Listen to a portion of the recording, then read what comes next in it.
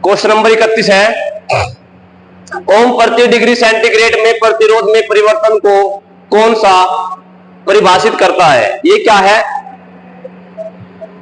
एक सीधा ही फॉर्मूला दे रखा है। क्या है? जो हमारा तापमान गुणांक होता है, तापमान गुणांक, जो हमारा तापमान गुणांक होता है उसका जो मात्रक होता है वो प्रति डिग्री सेंटीग्रेड होता है। क्या होता है? प्रति डिग्री सेंटीग्रेड होता है। तो क्वेश्चन में क्या दे रखा है? प्रति, ये रहा प्रति डिग्री सेंटीग्रेड। तो प्रति डिग्री सेंटीग्रेड है क्या? तापमान गुणांक है। क्या है ये? तापमान गुणांक है। इसका तो ऑप्शन नंबर डी है। बात समझ में आ गई? ये सीधा ही क्या है? फॉर्मूला दे रखा है। अगला क्वेश्चन,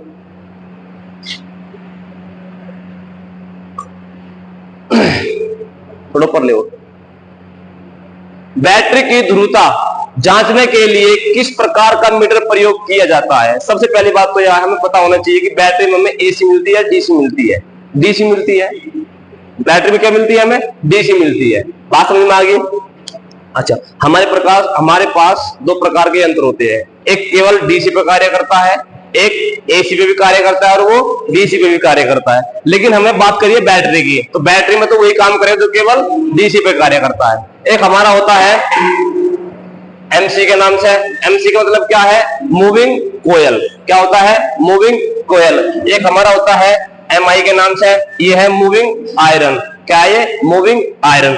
जो एमसी है यानी मूविंग कोयल, ये केवल और केवल डीसी पे कार्य करेगा। किस पे काम करेगा? ये डीसी पे। और बैटरी से हमें क्या मिलती है? डीसी मिलती है। तो सिंपल सी बात है, पहला है मूविंग आयरन एमीटर, ये नहीं होगा क्योंकि ये कार्य करता है डीसी और एसी पर। हमें जहां भी मूविंग आयरन है वो काट दो सारे। मूविंग आयरन कट गया, मूविंग आयरन कट गया। डायनोमीटर ये हमें लेना ही नहीं है। ये क्या है? ये वाट मीटर है, ये हमें लेना ही नहीं है। ऑप्शन नंबर बी क्या है? चल कुंडली वोल्टमीटर। चल कुंडली यानी मूविंग कोयल। बात समझ में आ गई? हमारे पास यंत्र दो प्रकार के होते हैं। एक, इसका जो पूरा नाम क्या होता है? PMMC यानी परमानेंट मैग्नेट मूविंग कोयल। इसका फुल नेम क्या है? PMMI। इसमें कुंडली घूमती है तो इसमें एक लोहे की रोड कह लो या एक पत्ती कह लो, वो घूमती है। बात समझ में आ गई? अगला क्वेश्चन,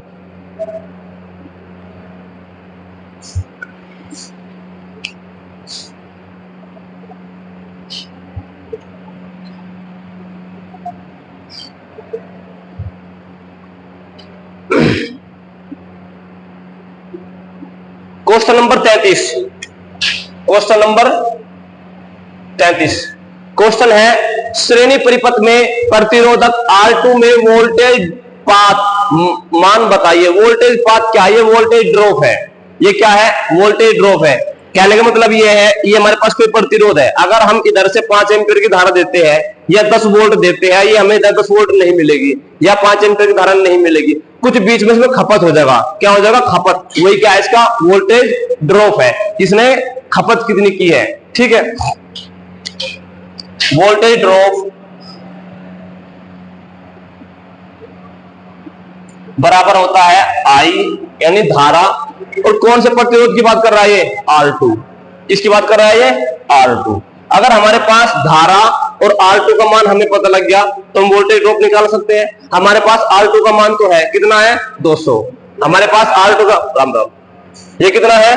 100 ओम। ये है 200 ओम और ये 300 ओम और ये है हमारा 400 ओम। ठीक है भाई, हमारे पास R2 का मान तो है, 200 ओम तो है, लेकिन हमें क्या चाहिए? आ जाओ, हमें क्या चाहिए? धारा चाहिए। हमें पता है श्रेणी परिपथ में धारा बराबर होती है, श्रेणी परिपथ में धारा बराबर होती है और वोल्टेज अलग अलग होती है। बात समझ में आ गई? एक सीधा फंडा है याद करने के लिए, मैं वैसे बता रहा हूं।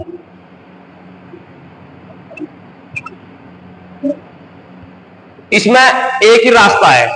मान लो ये कोई पानी का रास्ता है। क्या है? ये पानी जाने का रास्ता है। ठीक है, तो पानी जाने का एक ही रास्ता है, तो वही पानी इधर जाएगा और वही पानी यहां जाएगा। तो पानी को मान लेते हैं हम यहाँ पे धारा। तो कहने का मतलब ये है, अगर पानी सब में बराबर जा रहा है तो धारा भी बराबर जाएगी। तो श्रेणी परिपथ में बराबर क्या होता है? धारा। श्रेणी परिपथ में धारा बराबर होती है। धारा बराबर होती है, लेकिन हमें धारा निकालने के लिए क्या चाहिए? हमें I बराबर V बटे R। R का मतलब क्या है? टोटल प्रतिरोध। R क्या है यहाँ पे? टोटल प्रतिरोध। हमें धारा निकालने के लिए वोल्टेज चाहिएगा और टोटल प्रतिरोध चाहिएगा। वोल्टेज हमारे पास कितना है? 50 वोल्ट।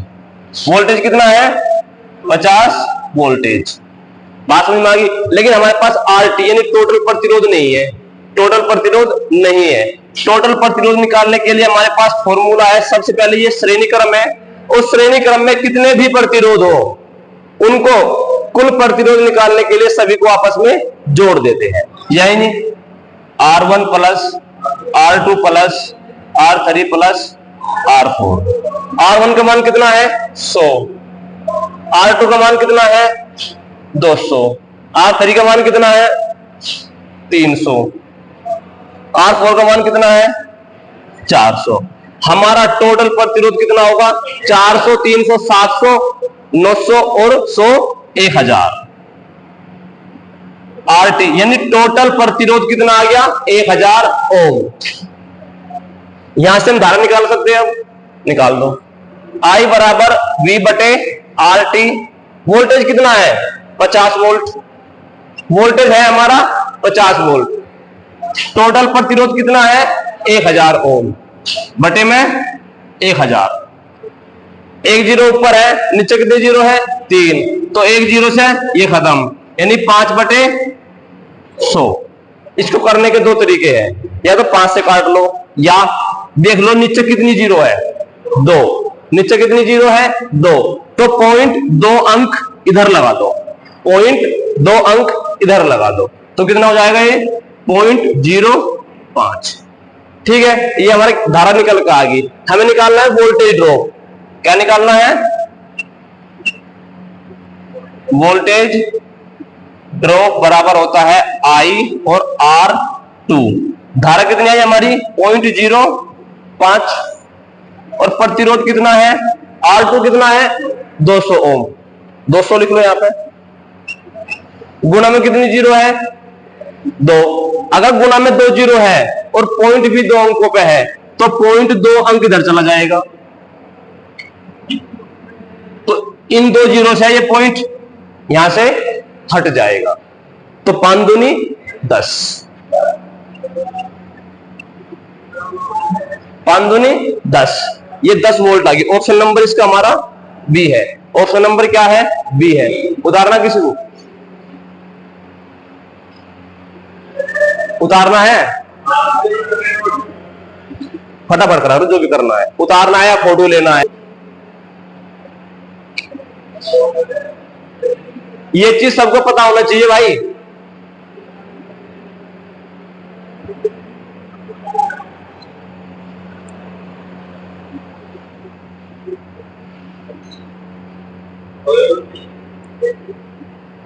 ठीक है, एक बात ध्यान रखना, श्रेणी क्रम में धारा बराबर होती है और वोल्टेज अलग अलग होती है, लेकिन समांतर क्रम में जस्ट इसका उल्टा होता है। उसमें धारा अलग अलग होती है और वोल्टेज उसमें बराबर होती है। अगला क्वेश्चन,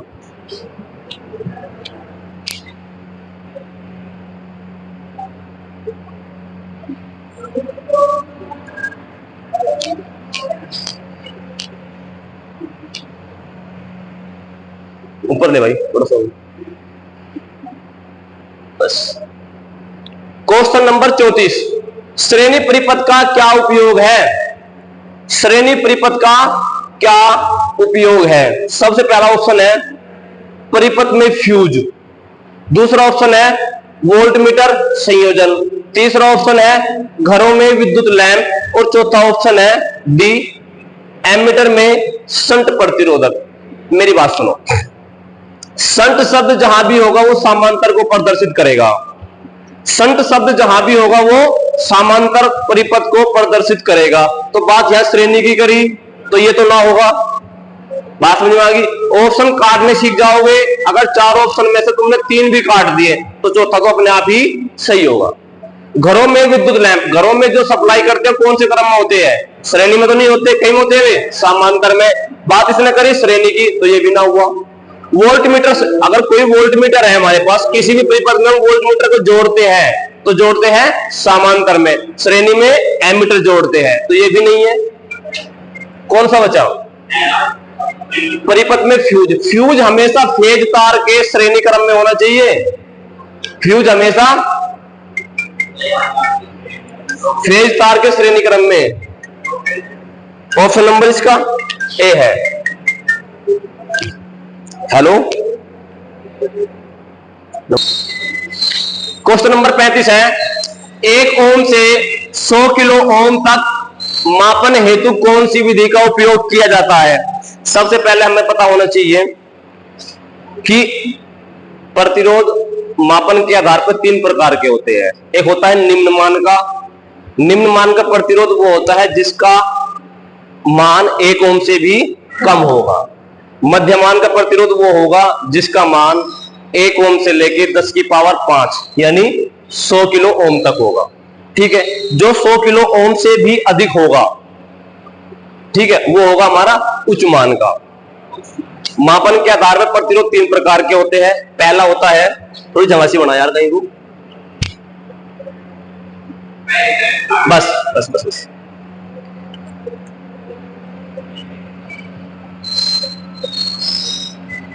तीन प्रकार के होते हैं। पहला मान लेते हैं निम्न मान, दूसरा होता है हमारा मध्यम मान, और तीसरा होता है हमारा उच्च मान। मापन के आधार पर प्रतिरोध 3 प्रकार के होते हैं। निम्न मान, निम्न मान में प्रतिरोध 1 ओम से भी कम होता है। जितनी भी हमारी वाइंडिंग होती है, ट्रांसफार्मर की ले लो, मोटर की ले लो, उन सब का प्रतिरोध 1 ओम से कम होता है, और उसको नापने के लिए डबल कैल्विन ब्रिज का प्रयोग करते हैं। उसको नापने के लिए डबल कैल्विन ब्रिज का प्रयोग करते हैं। छिटक आगे। मध्यम मान का, इसका तो होता है 1 ओम से कम। ठीक है, 1 ओम से लेके 10 की पावर 5, 10 की पावर 5 को हम क्या लिख सकते हैं? 100 किलो ओम। नहीं लिख सकते? लिख सकते हैं। और ये क्या होगा? 10 की पावर 5 से अधिक। देखो 10 की पावर 5 से अधिक जितना भी प्रतिरोध होगा वो क्या होगा? इंसुलेशन प्रतिरोध। जो हमारे तार, जो नंगा तार होता है, उस तार के ऊपर जो प्लास्टिक कह लो या इंसुलेशन कह लो, उनका जो प्रतिरोध होता है वो क्या होता है? उच्च प्रतिरोध होता है। 10 की पावर 5 से भी वो अधिक होता है। 10 की पावर 5 से भी वो अधिक होता है।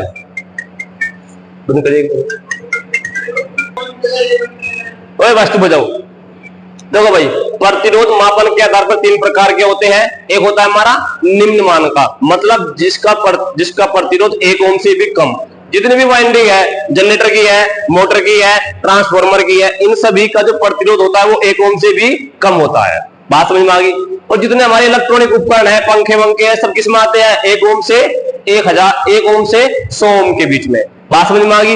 जितने भी हमारे उपकरण है, इनका जो प्रतिरोध होता है वो कितने से होता है? 1 ओम से 1000, 100 ओम के बीच, 100 किलो ओम तक होता है। और इससे अधिक जो प्रतिरोध होगा वो इंसुलेशन का होगा। बात समझ में आ गई? इसको नापने के लिए डबल कैल्विन ब्रिज का प्रयोग करते हैं, और इसको मापने के लिए मेगा ओम का प्रयोग करते हैं। किसका करते हैं? Mega ohm.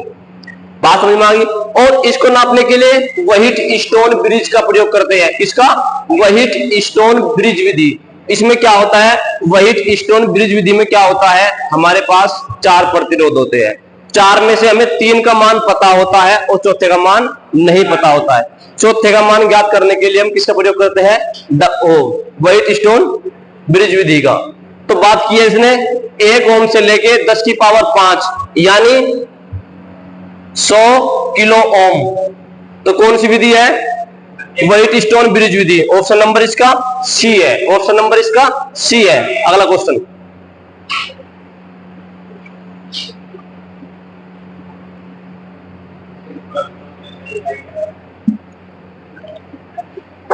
क्वेश्चन नंबर 36 है विशिष्ट प्रतिरोध की एसआई इकाई क्या है। मैंने एक दिन लिखवाया था, विशिष्ट प्रतिरोध को ही हम प्रतिरोधकता बोलते हैं।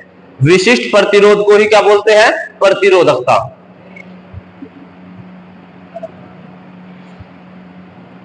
प्रतिरोधकता कह लो या विशिष्ट प्रतिरोध कह लो।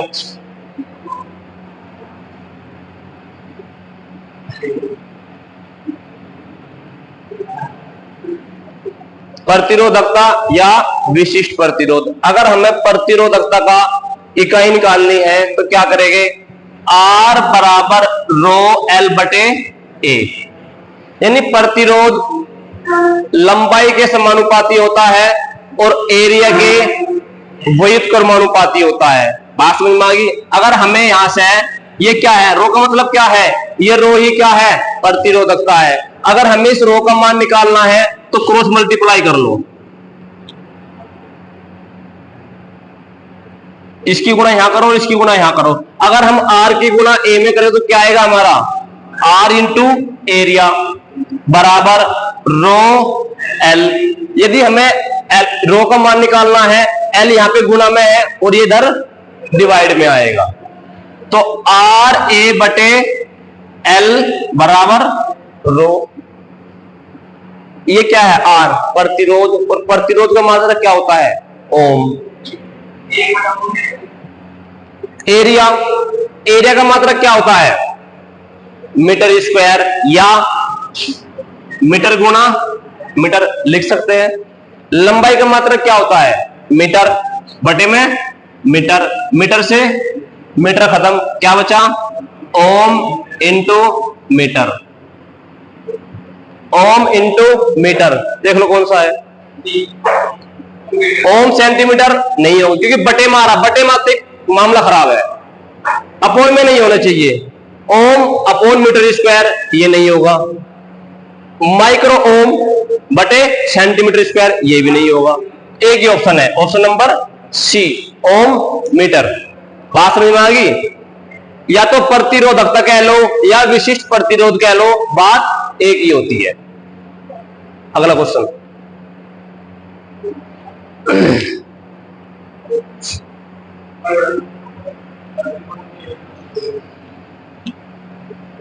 क्वेश्चन है प्रतिरोधक के प्रतिरोध का क्या मान है। देखा भाई क्वेश्चन,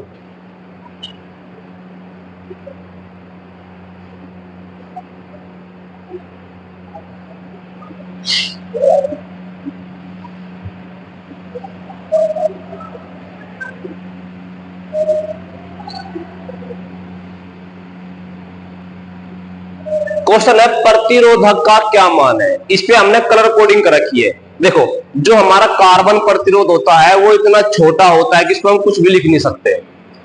उस पे पहचान कराने के लिए कितने ओम का प्रतिरोध है तो उसमें हम बैंड बना देते हैं। क्या बना देते हैं? बैंड बना देते हैं।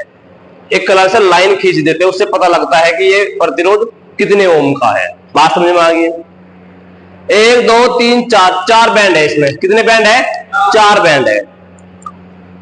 हमें पता है इसकी एक टेबल होती है, B B Roy Great Britain very good wife, very good wife. और इससे नीचे होता है गोल्ड यानी सुनहरा, गोल्ड और सिल्वर,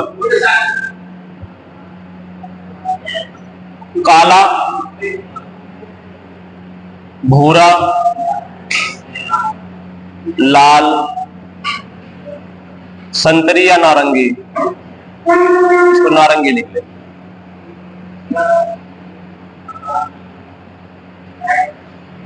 पीला, हरा, नीला, बैंगनी, सलेटी, सफेद, सुनहरा, सिल्वर। ये तो इस पर कलर कोडिंग के नाम है, लेकिन इन पे नंबर होता है। काले का होता है 0 1 2 3 4 5 6 7 8 9 9 तक होता है। ये होता है पहला। जो पहला बैंड होगा उसका कलर कोड यानी नंबर ये होगा। ये कौन सा का है? पहले बैंड का। अगर बात करते हैं हम दूसरे बैंड का, तो दूसरे का भी यही होगा।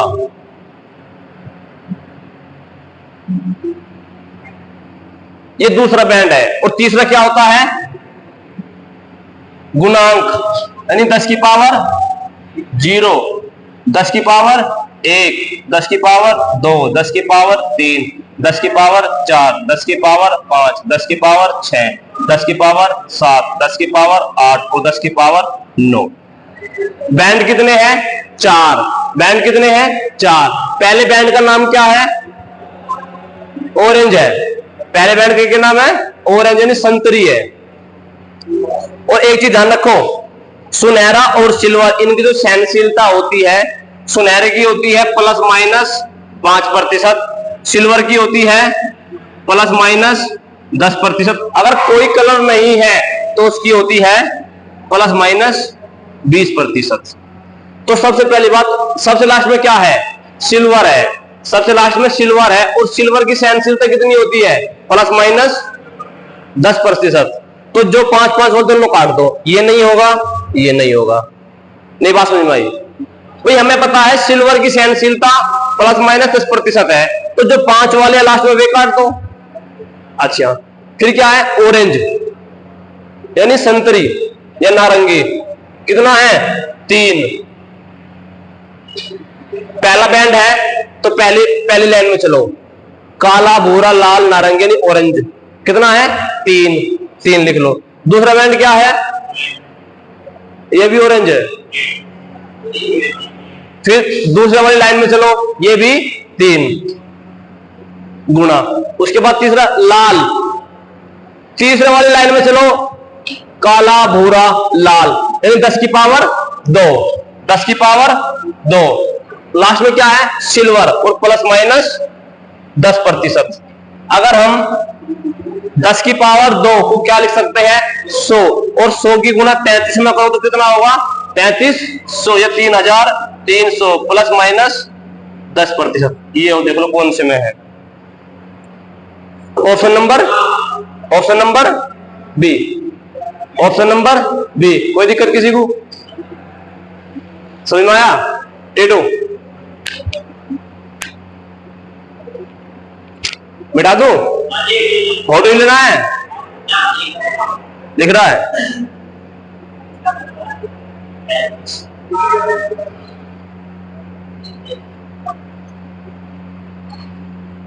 चलो आगे।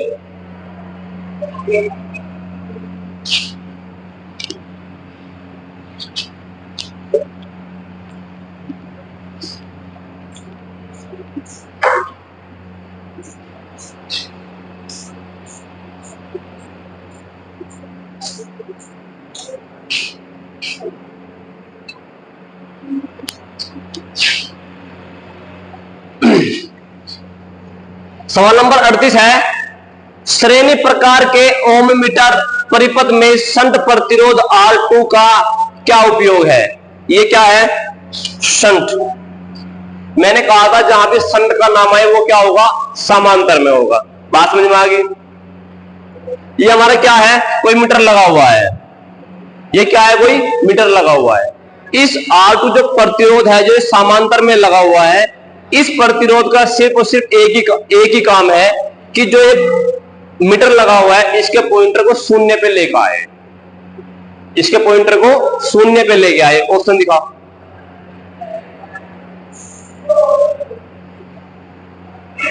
पहला ऑप्शन है परिपथ में धारा को सीमित करना। दूसरा ऑप्शन है मीटर प्रतिरोध के मान को बढ़ाना। तीसरा ऑप्शन है संकेतक की शून्य स्थिति को समंजित करना। और चौथा ऑप्शन है परिपथ में अतिरिक्त धारा को रोकना। तो मैंने कहा था जो ये शंट प्रतिरोध लगा हुआ है ये सिर्फ इतना काम करता है, जो मीटर होता है उसकी सुई को 0 पे स्थापित करता है, उसको रोकता है। तो इसका ऑप्शन नंबर सी है। अगला सवाल,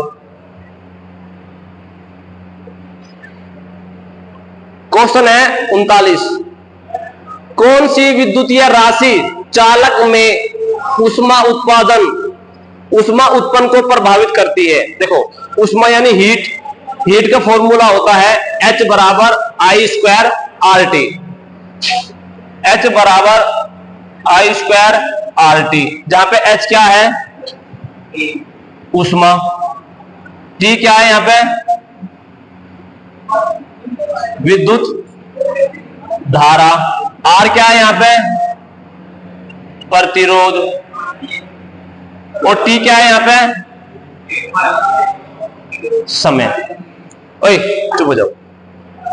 H बराबर आई स्क्वायर आर टी, यानी जो उष्मा होती है, तो यहां ध्यान दो, जो उष्मा होती है वो धारा के स्क्वायर के समानुपाती होती है और प्रतिरोध के समानुपाती है और समय के भी ये समानुपाती है। ऑप्शन देख लो।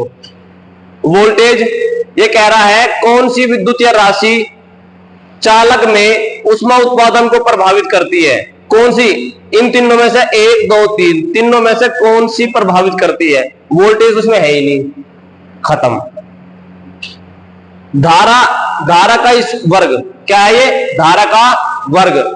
तीसरा है प्रतिरोध का वर्ग, प्रतिरोध का वर्ग नहीं है, ये भी कट गया। चौथा क्या है, उससे प्रवाहित धारा नहीं है। लेकिन बी देखो, धारा का वर्ग क्या है, धारा का वर्ग, ऑप्शन नंबर बी है। ये फॉर्मूला है। अगर तुमसे क्वेश्चन करता है कि उष्मा निम्न में से किसके समानुपाती होता है, और ये ऑप्शन देके इनमें से सिर्फ 3 देगा और चौथा देगा प्रतिरोध, तो कौन सा ऑप्शन लगाओगे, प्रतिरोध। हो सकता है किसी में समय के बारे में पूछ ले और किसी में धारा के बारे में पूछ ले। इसमें किसके बारे में पूछा है, धारा के बारे में। तो हीट जो समानुपाती होती है वो धारा के वर्ग के समानुपाती होती है। अगला क्वेश्चन,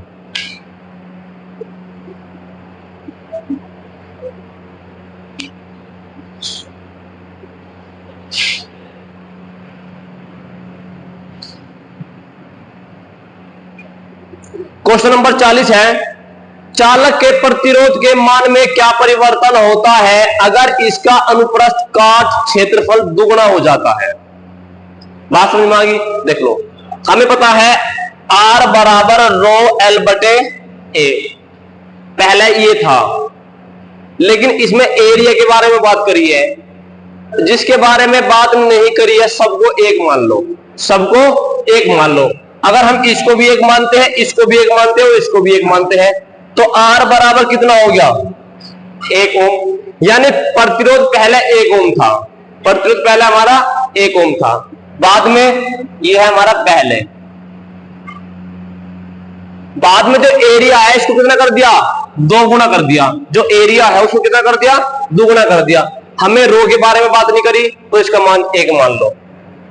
R बराबर, इसका मान हमने 1 मान लिया। लंबाई के बारे में बात नहीं करी, इसका मान भी 1 मान लो। लेकिन एरिया के बारे में बात करी, एरिया दुगुना हुआ तो यहां 2 आ जाएगा। तो R बराबर कितना हो गया भाई, 1 बटे 2। पहला प्रतिरोध कितना था, 1, अब कितना हो गया, आधा हो गया, यानी दुगुना कम हो गया। सुनो, अगर एरिया दुगुना बढ़ेगा तो प्रतिरोध दुगुना घटेगा, क्योंकि I बराबर 1 बटे R होता है। I बराबर R बराबर 1 बटे एरिया होता है। अगर हमारा एरिया बढ़ेगा तो प्रतिरोध हमारा घटेगा। अगर उल्टे अनुपात में होता है तो एक बढ़ेगी और दूसरी घटेगी। एरिया दुगुना हुआ, अगर ये दुगुना हुआ तो ये दुगुना कम होगा, दुगुना ये कम होगा।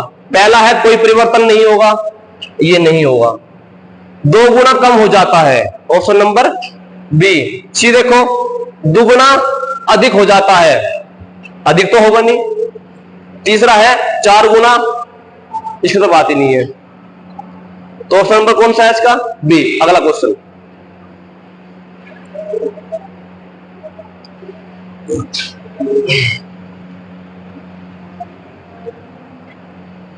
क्वेश्चन नंबर 41 है भाई। परिपथ में प्रतिरोधक R4 पर वोल्टेज ड्रॉप की गणना करें। वोल्टेज ड्रॉप के बारे में मैंने पहले भी बताया था।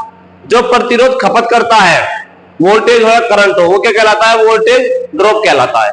ये हमारा है 36 ओम, ये है हमारा 40 ओम और ये है हमारा 60 ओम और ये है हमारा 50 ओम। सबसे पहली बात तो यह, ये दोनों, ये वाला प्रतिरोध और ये वाला प्रतिरोध कौन से क्रम में है? ये समांतर में है। और मैंने कहा था अगर कोई दो प्रतिरोध समांतर क्रम में है, उनका हमने कुल प्रतिरोध निकालना है। ऊपर दोनों को गुणा कर दो और नीचे दोनों को जोड़ दो, तो हमारा सर्किट कैसा बनेगा? ये कितना है भाई? 36। जब हम इन दोनों को हल कर लेंगे, करो, गधा है तो टोटल प्रतिरोध बराबर है 40 गुणा 60 बटे में 100। मैंने कहा था अगर समांतर क्रम में दो प्रतिरोध केवल और केवल दो है, तो ऊपर दोनों की गुणा कर दो और नीचे दोनों को जोड़ दो। इस जीरो से यह जीरो खत्म, इससे यह खत्म। 6 चौके 24 ओम।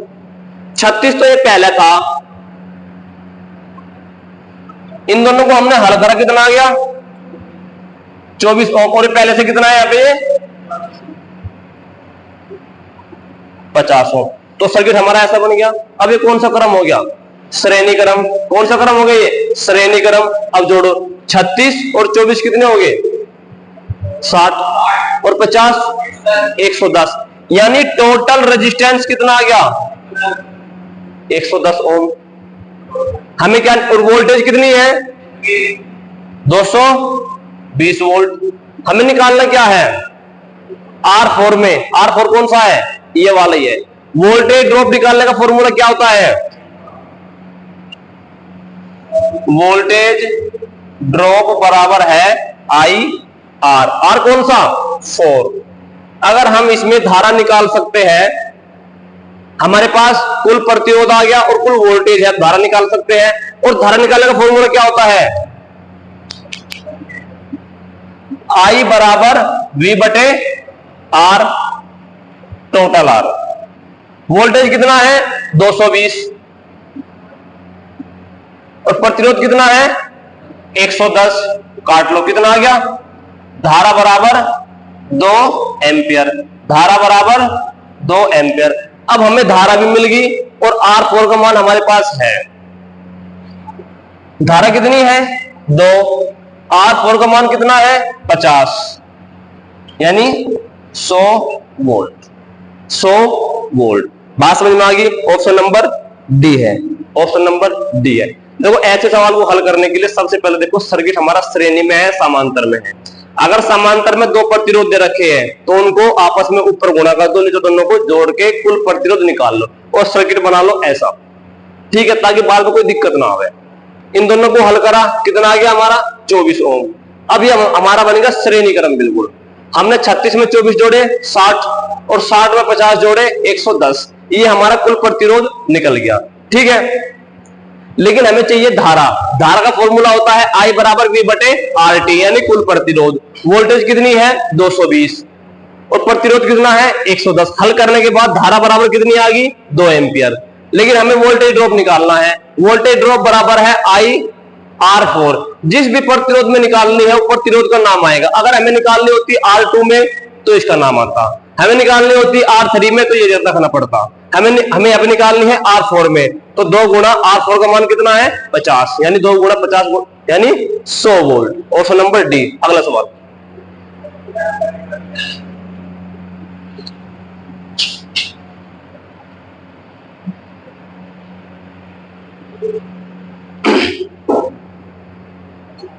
लाइट डिपेंडेंट रजिस्टर का प्रतिरोध क्या होगा यदि प्रकाश की तीव्रता बढ़ा दी जाए?